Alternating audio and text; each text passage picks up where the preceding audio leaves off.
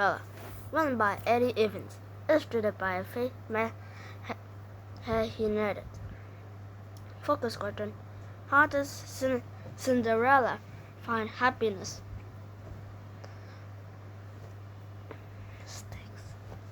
Once upon a time, in a land far, far away, there lived a fair young maiden. She had a gold hair, fair skin, and grace of swan. Every morning in spring, a white bird would land at her window. There it would sing a sweet song to gently wake her. Spring turned to summer, which it turned brought falling leaves in their chills of autumn air. As winter drew near, the young maiden mother would feel fever. With each passing day, she became weaker until one frosty morning she took her final breath. Soon after, the girl's father remained. Her new life has two daughters who were fair of face, but dark of the heart. Yet, the father was often away and didn't notice their cruelty. When the girls met her new stepsisters, the sisters said, "You cannot sit at the table with a stupid goose. If you want to eat bread, you will have to earn it." With that, they took away lovely clothes. Instead, they made her wear an old gray dress and wooden shoes, and banished her to the kitchen. From that day on, life was hard. The girl woke before dawn to bring water, made the fire, cook, clean, and wash. Her stepsister did everything they could to make her miserable. But even as she was tried, and she curled up to sleep in the ashes by the hearth, her stepsister called her Cinderella because she was always so dusty and dirty. One day their father was going to the fair.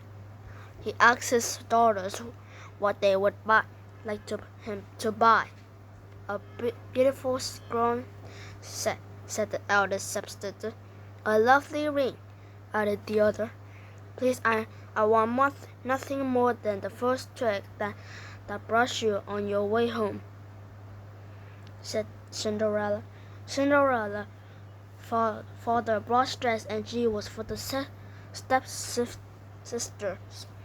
On his return, he brushed against the twig of the tree. He brought it home for Cinderella. Cinderella went to her mother's grave and planted the twig. She wept so much that her tears watered the twig. Soon it grew into the large tree. Whenever Cinderella visited the tree, she'd make a wish to hear a song.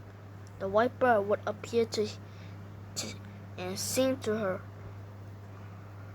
Several years passed. There came an announcement from the king. A ball would be held to find a wife for a prince.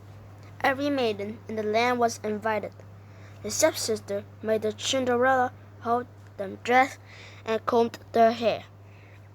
Cinderella begged her stepmother to let her also attend. "No, you are covered with ash and have no nice clothes. See, she's back." Cinderella wept. The stepsisters laughed on their way out the door to the ball.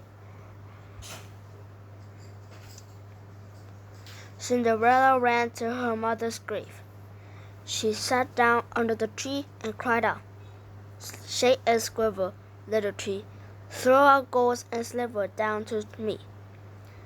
The white bird appeared, throwing down a silver dress and in golden slippers. Then the bird won. Gold and silver, time will pass. By midnight, rich turns to ash.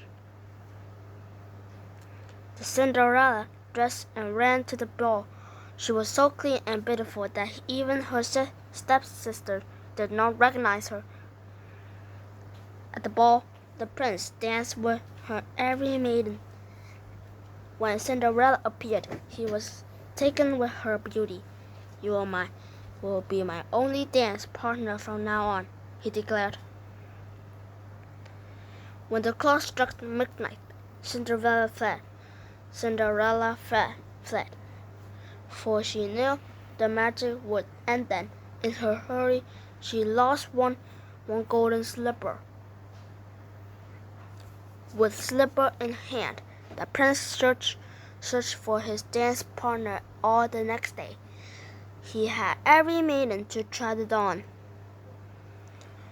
If it no one, his final stop was Cinderella's house. The stepsisters tried and tried, but no amount of pushing or pulling worked. The prince was beside himself. Is there no other? He cried. Just then, he saw Cinderella sweeping his hearth. Who is she? She asked. That's just a maid. Pay her no mind, replied the stepmother. Ignoring her, the prince insisted that Cinderella try on her slipper. It fit perfectly. When Cinderella stood up and looked into the prince's eyes, he knew she was his dance partner. You're the one I seek, he declared. The prince and Cinderella married and lived happily ever after. And the stepsisters, they lived unhappily ever after, just they deserved. Connections. Writing. Use a Venn diagram to compare this version of Cinderella's story to another version. Write sentences telling how they are alike and how they are different. Science. Do you think a tree could grow from the plant of a twig? Why or why not? Share your ideas with a partner.